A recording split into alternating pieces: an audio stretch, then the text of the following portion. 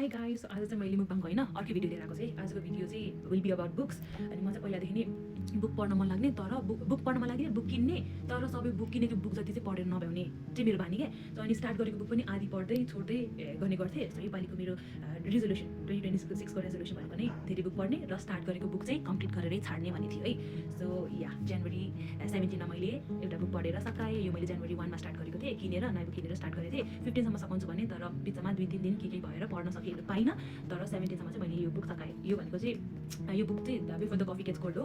यसको चाहिँ 7वटा सिरिज छ। अनि फर्स्टवाला बुक सकाइसकेँ। अब यो 3टा बुक चाहिँ पनि कन्टिन्यू गर्छु भन्ने हिसाबले लेट्स सी यो बुकहरू पनि पाएँ भने कम्प्लिट गर्छु। अनि मैले सिकेको कुरा भनेको चाहिँ आफूले पढ्दै गरेको बुकमा यसरी मार्क गर्दै हुन्छ नि, आफूलाई इन्ट्रेस्टिङ लागेको कुराहरूमा अलिकति यसरी हाइलाइट गर्दै अगाडि बढ्दै जाँदाखेरि चाहिँ अलिक मोटिभेसन पनि हुने अनि रमाइलो पनि हुने रहेछ क्या। अनि मैले यसरी मार्क गर्दै जाँदाखेरि आफूलाई पनि सजिलो भयो, अनि रमाइलो पनि भयो, अनि मोटिभेटेड पनि थिएँ। अनि बुक सकाउँछु भन्ने हिसाबले यो बुकलाई मैले एकदमै सक्दो इन्जोय गरेँ अनि रमाइलो लाग्यो मलाई यो चाहिँ फिक्सनल बुक। अनि यसमा चाहिँ मैले कसरी मार्क गरेको थिएँ भन्दाखेरि यो ग्रिन भन्दाखेरि चाहिँ क्यारेक्टरहरूको नाम, यो येल्लो भन्दाखेरि चाहिँ यो बुकको इम्पोर्टेन्ट रुल्सहरू, अनि यो पिङ्क भनेको चाहिँ इम्पोर्टेन्ट इभेन्ट्सहरू क्या।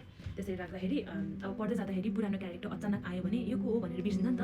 सो यसरी पल्टाएर गयो, यो त यो हो भनेर मलाई मार्क गरेर अगाडि पनि पढ्दै यति बेला यो भएको थियो भनेर त्यसलाई रिलेट गर्दै अगाडि बढ्न मलाई पनि सजिलो भयो। सो यो बुक सकाएँ, I'm really proud of myself है। अनि अर्को भनेको चाहिँ मैले हिजो यो बुक सकाएर अर्को बुक पनि 1-2 पेज स्टार्ट गरेँ। यो बुक चाहिँ मलाई मेरो साथीले रेकमेन्ड गरेको छ, अनि मिस्टेक एन्ड मिराकल्स भने यो चाहिँ फिक्सनल स्टार्ट गरेँ नि त। सो अब चाहिँ नन फिक्सन पढ्ने भन्ने हिसाबले नन फिक्सन पढ्ने बानी राख्नु पऱ्यो भन्ने हिसाबले मलाई यो बुक साथीले रेकमेन्ड गरेको छ। लेट्स होप मैले यो बुक पनि यो महिना सकाउन सक्छु। अनि यसरी नै अब अर्को यसपछि मैले मसँग भएको कुन बुक्सहरू कन्टिन्यू गर्छु, सकाउँछु भनेर अरू भिडियो पनि ल्याउने नै छु। So let's hope fingers crossed म यो बुक सकाउन सक्छु है। या लेट्स गो।